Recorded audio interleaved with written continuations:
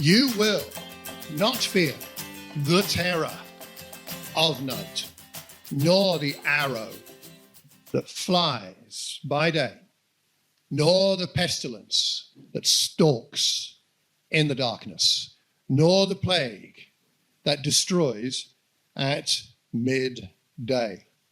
So, what is this saying to you and me here in the West Watford Free Church building at 11:05 on a Sunday morning in January? What's it saying to us here? I'll tell you what it's saying. You're going to find out because you're going to figure it out. This is one of those lessons today when you're going to do most of the work and give me a day off. So I'm letting you know ahead of time. We'll do a little bit of small group work in a short time. We're going to be talking today about what the modern day equivalent of these things might actually be. Have you ever been shot at? I mean, like with an arrow or a gun. I mean, you don't have to admit it. I mean, it may be your nefarious past. I don't know whether you were shot at or shot somebody else. I don't know. But Bronwyn? Yeah.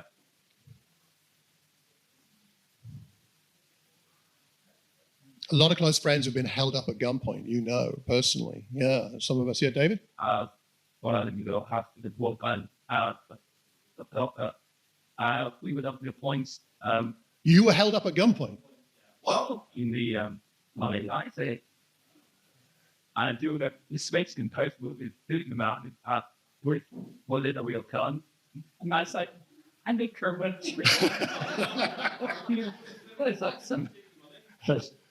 What? Yeah, was it a real gun? I didn't want to find out. Right.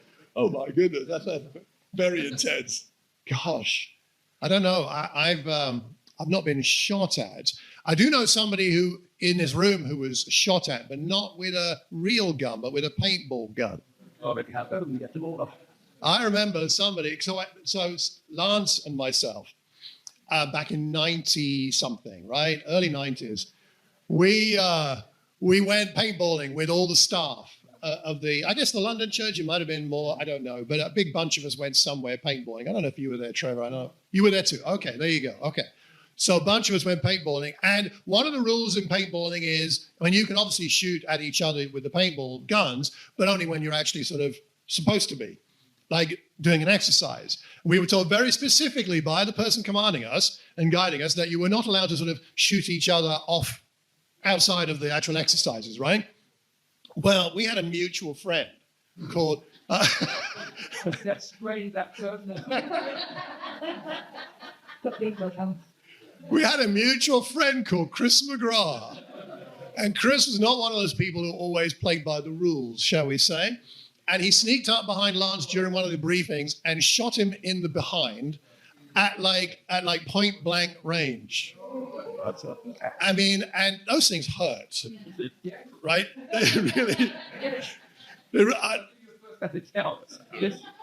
Really. But here's the thing: I just want to show my appreciation for the depth of Lance's spirituality.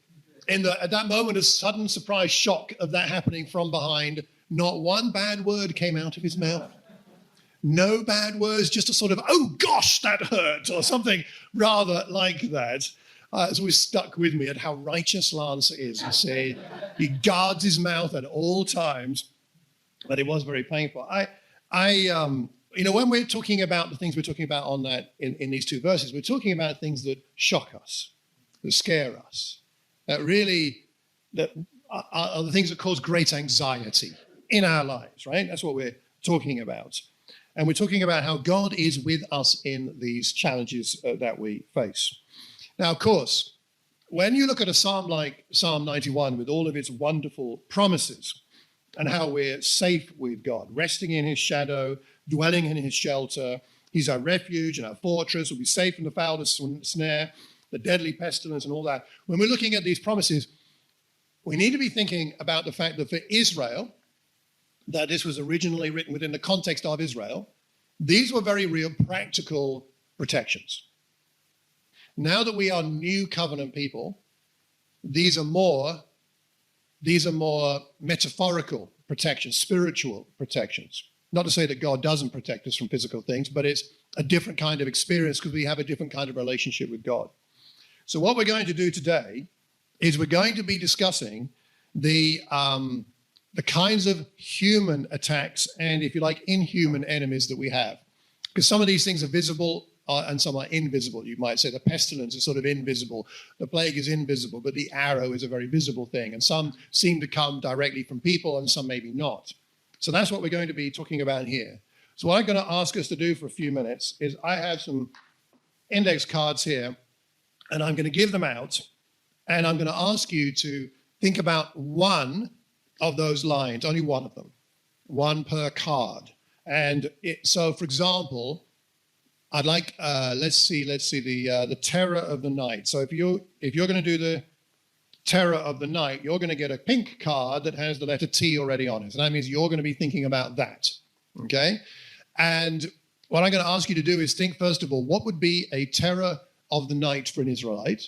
What might that be, a terror of the night for an Israelite? And then secondarily, for us today, what might be the sort of terror of the night that God might be saying he's going to protect us from and help us with?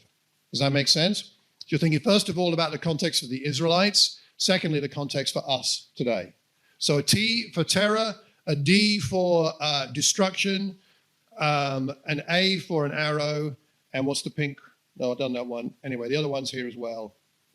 Anyway, you'll understand when you get your card, right? So like a small group of like 3 people, all right? Keep the group small, and you've got about, we give you, say about 7 or 8 minutes for this, all right? And then we'll come back together and share what we've learned from it. So there's the gate.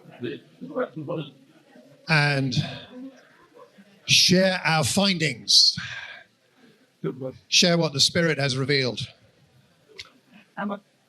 So Leon has a roving microphone, and so he'll bring it to you for your sharing. Please do use it, because even if we can hear you in this room, it helps the people online to be able to hear what's being shared, right? So that's why we're using it for that reason. I'm just going to go through each of the 4, and if you have a card that fits with that one, then please feel free to share. Obviously, with all the people in the room, if you could keep your sharing, on the shorter end, that would be helpful. Otherwise, we'll be here till Wednesday, and the heating goes off at 1 o'clock. So you don't want that. So, okay. So the terror of the night. Who had the T? Who had the T cards? Over there and there. Let's start here, shall we? Okay. Terror of the night for an Israelite and for us. What would you say? Yeah. First spoke about the Israelites and obviously sort of physical terrors about being maybe being attacked or robbed, or their livestock taken as well. But we also compared that to us as well. We obviously compared that your house being attacked. But we also thought about the mental side as well, about if we wake up, if we've got financial problems, you wake up at 3 o'clock in the morning, worry about that. But also maybe the Israelites had that as well. If the weather wasn't good for the crops and things like this, so who's to say they weren't waking up at 3 o'clock in the morning? Quite right. Yeah. About things. That makes sense. Okay. Anything else from that group? Or no, it's a good summary. Okay. Who else had the T? Over there? Okay, let's do that one there. And then you have as well, Lisa. Okay. Who's going to speak? Great. So we had 3 points under the terror for the Israelites. We said, when Moses was placed in the basket on the river, there was the call for firstborn killings. So that was one of the terrors. And then also later on, there was another firstborn killings in Moses' time as well. And then 2-year-old boys through Herod, also, terrors for Israelites. But also, if you didn't have the blood on the post of your door, that will be a terror that your firstborn son may also be killed if you forgot to do that. So those are some of the examples. For us, we said sudden calamity, like the recent fires in LA. Yeah. It's a very good example. And dreadful illnesses, you don't know sometimes if a loved one or yourself or somebody would wake up and not see another day. So those are some of the examples. Did we have anything else in our group? That's it? Thanks very much. Excellent, Super. thank you. And there's another group here with Lisa as well. Yeah? So for the terror of the night for the Israelites, we were thinking similar to that group over there in terms of back in the day, the only light they had was fire, and there was no street lights, there was no electricity. So it's kind of staying in the safety of your own home, because on a practical level, what would happen when you go outside? You might get robbed or beaten up or killed, whatever. In terms of for us, we were thinking of more on a personal level. We were thinking, okay, so nighttime, it kind of symbolizes darkness, and what can be hidden in the darkness is our internal stuff. It could be stuff that we are feeling shameful about, and it could be sin that we don't want to talk about, or we find difficult to express to other people or to God. So it's kind of hidden in the dark. So that could be an internal struggle that could also be a bit difficult and frightening for us to deal with on a personal level. So, yeah. Well, thank you for that. Yeah, we're very used to being able to call on light when we want light. Right? Okay, is that all the T's? Okay, the arrows, the A's. Who had the A's? Who had the arrows? If you start at the back there with Tunde behind you, actually, Leon, there you go. Start back there and move forward. Thanks. Okay. We start to unpack the meaning of an arrow, and that's something that is very fast, and it can hit you without even realizing it. Yeah. So practically a weapon of terror, a weapon of aggression, which is very, common in those days. Tribes rise up against each other, for no reasons whatsoever, either for economic, so many examples in the Bible. Like the Old Testament was full of, the Israelites, constantly at war with some of their neighbors, just to find a place to call home. Yeah. So that's an example for the Israelis. Yeah.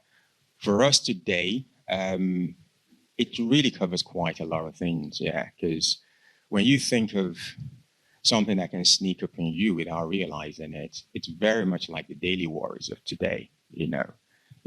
As someone mentioned, financial worries, job security, our children, for those of us who have kids, and also even our parents as well, who are getting on, all those things, they really give us a lot of mental anxiety and anguish that we think about, without even realizing it. And it can easily take up your entire day and distract you from so many other things that God has actually, blessed us and protected us with. So, yeah, it's a very, and at the same time, when we look at it more deeply as well, it really shows that, God's protection is really going to be there for us as well. So, yeah, so that was some of the things that we looked into. Thank you very much. And full disclosure, we sought some help from a very higher power. Oh, right.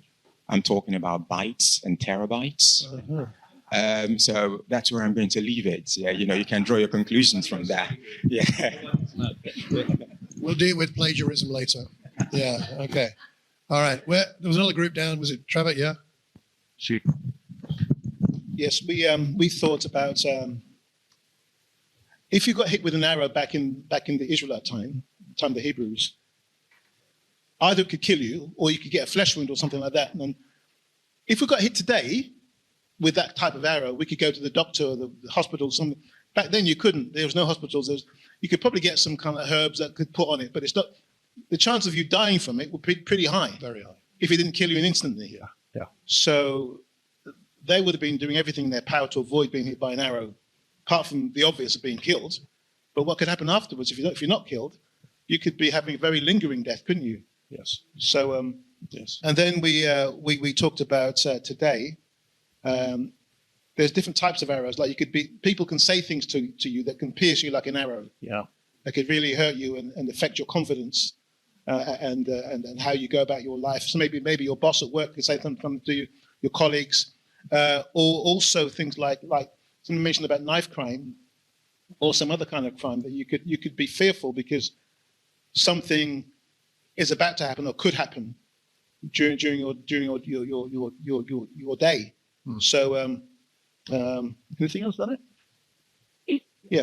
But the spiritual arrows. If you're not, you're open to attack. If you're not reading your Bible, if you're not praying, you're open to attack by the arrow. So it's very important to be close to God. Okay. We're vulnerable. That's right.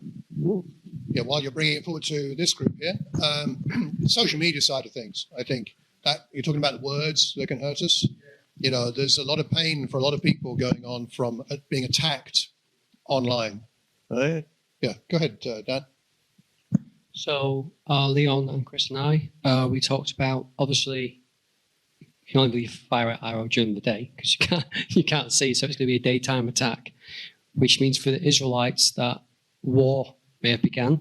It means that it's also you have to prepare yourself to ready yourself to then all of a sudden defend yourself because it's by surprise, and also it's one of those weapons what are hard to defend against. Takes you by surprise because of the speed. It's difficult, and in applying that to our daily lives, similar to what Trevor was saying, would be bullying. Think about the bullying what goes on at school during the day, or bad news what comes out just out of the blue, or even theft during the day. You think about, you kind of expect that someone might steal something from you at night time, but during the day in plain sight, it's unexpected. Still happens. And hard to defend against because you're not prepared for it as much. So yeah. Thank you very much. Okay, we got something online? Yeah. So much. From online, Bemi, destruction of the day like earthquakes, wildfires, well, that's in the news, of course. Other natural disasters. By the way, let's be praying for our brothers and sisters in Los Angeles. I do know a number of people that have lost their homes from our churches there. Arrows that fly by day, Goliath and the enemies that fought against the Israelites. For us, deadly animals. Not sure how many deadly animals there are in Hatfield, Bemi, but I guess more broadly, yeah. Terror of the night, death of the Egyptians, the firstborn, armed robbers, yeah. Okay, there's more, which I'll come back to you maybe. Okay, if I give that to you. Right, we did A. Who's got pestilence? B. B for pestilence. Okay, we'll start here then, shall we? Go. So for the Israelis with pestilence, you'd usually be thinking about destruction of crops or something to do with their homes falling apart, maybe disease or a famine that has rolled through. So a lot of the time it's more of the physical things that can happen to them. But for us in sort of the modern era, we're not really too concerned about crops because we can go down to Tesco.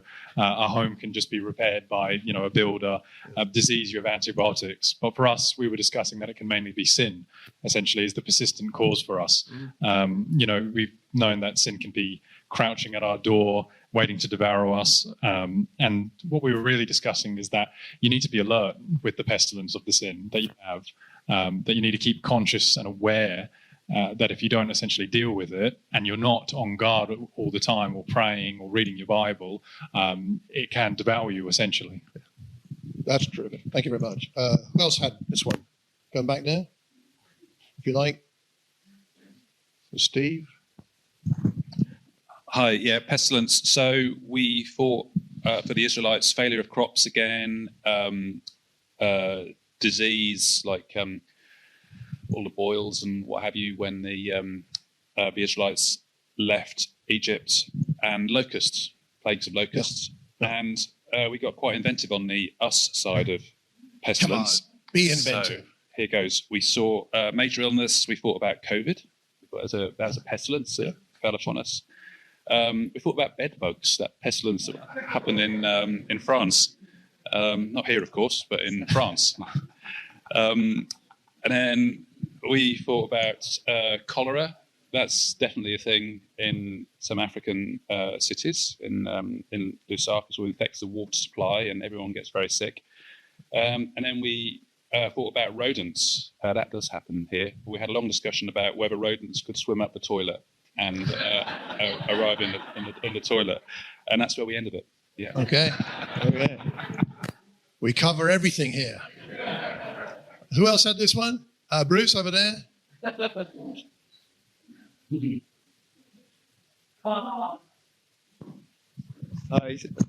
So Steve and I didn't have a lot extra to add from what you guys have already said, but we thought about, I Googled the pestilence, and so there's also the things of crops, but there's the things like bubonic plagues and the diseases which people have spoken about before. But what we did think about for stalks in darkness, the idea of stalking is hidden, and things that destroy, which are hidden. I was thinking of gossip, Okay. I'm thinking of sins that are not obvious.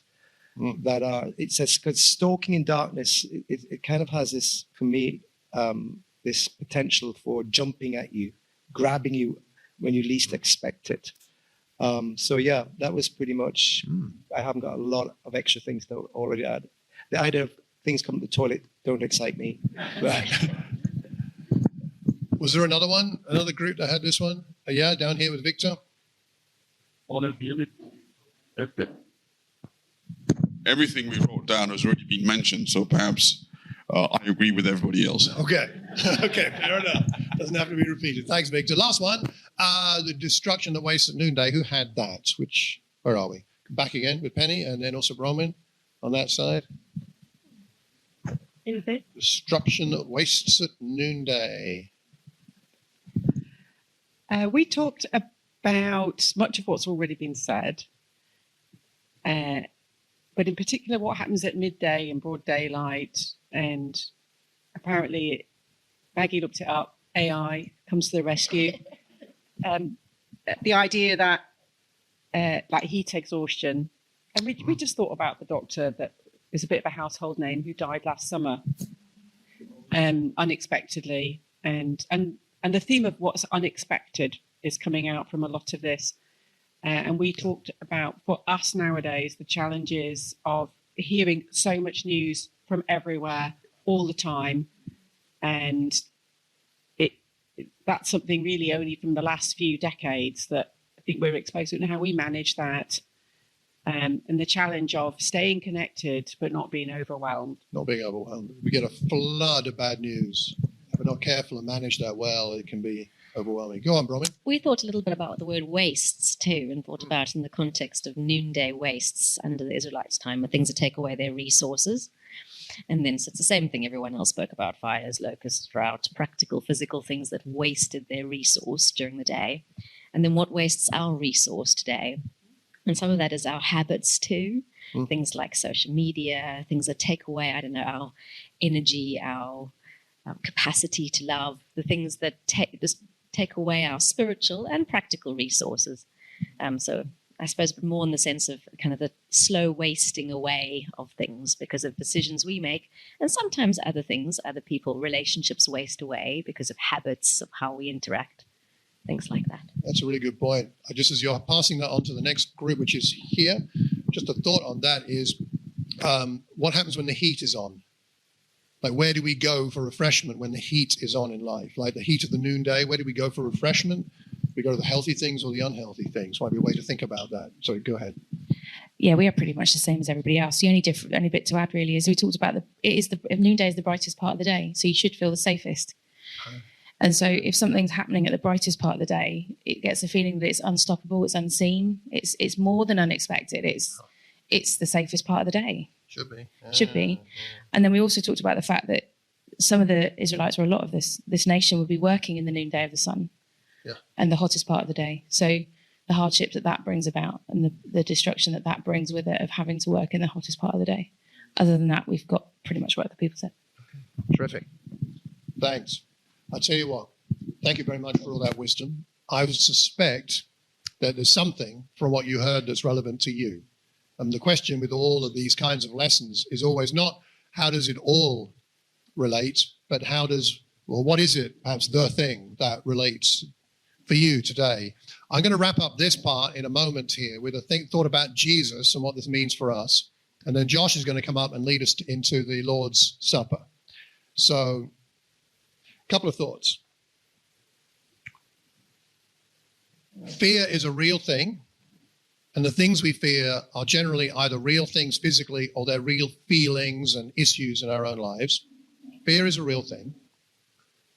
And this psalm is not telling us that if you feel fearful about something, that there's something wrong with you.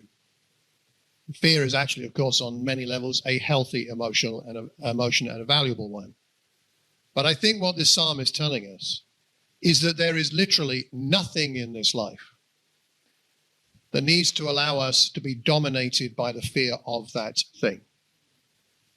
We don't need to be controlled by anything that causes fear. Emotionally, physically, practically, in any sense. And that is a promise that God can give us because he's given us the resources so that we can find peace in the midst of our fears. I like this quote from the book called With by Skye Jethani, talking about God. He said his plan to restore his creation was not to send a list of rules and rituals to follow, nor was it the implementation of useful principles. He did not send a genie to grant our desires, nor did he give us a task to accomplish.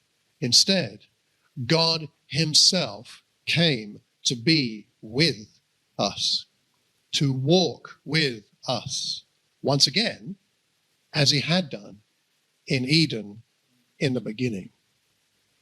Why do we not need to be dominated by fear? Because God is with us in the situations that cause fear.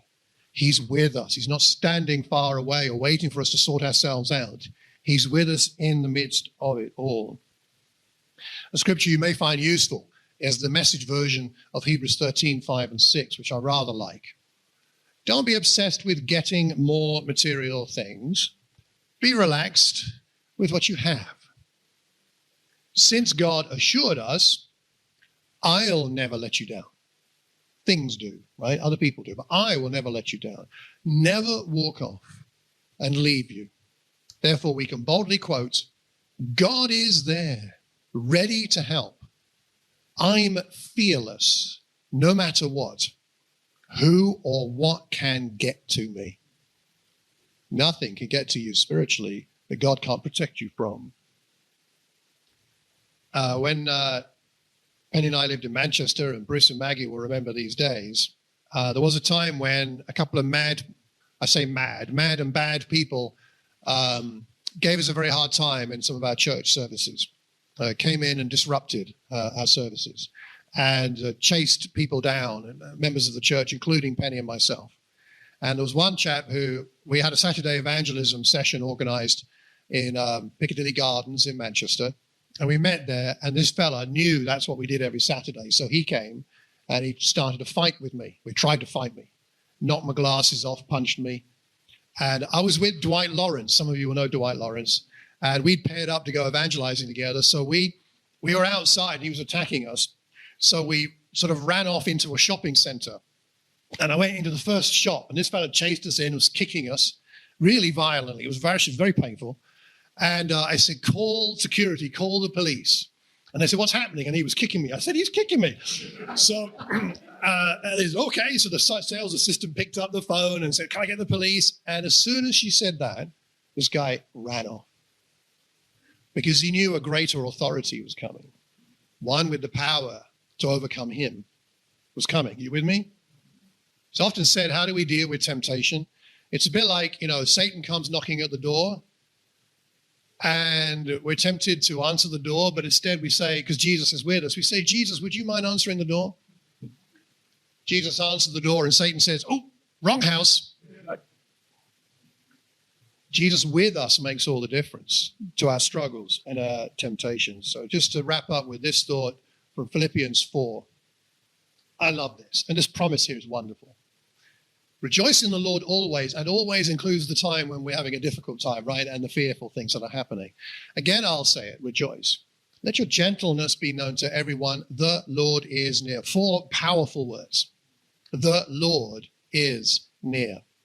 Therefore, do not worry about anything, but in everything by prayer and supplication with thanksgiving, let your requests be made known to God, and the peace of God, which surpasses all understanding, will guard your hearts and your minds in Christ Jesus. We have a promise greater than given in Psalm 91 because they did not have the Spirit of Christ in them. And we do. We have Christ with us. So something to pray about this week, if you like, are these 4 steps when you feel yourself overwhelmed by fear. First, recognize the fear is with you. Notice the shortness of breath, the tightening of the jaw or the shoulders. Notice the flip in the stomach. Notice the whatever it is that lets you know you're tensing up in some sense. You're worried about something. Recognize. Secondly, remember what? 4 words. The Lord is near. Secondly, remember, he's with you. Thirdly, present your requests. And then fourthly, rest in the promise of his presence with you in your difficulty.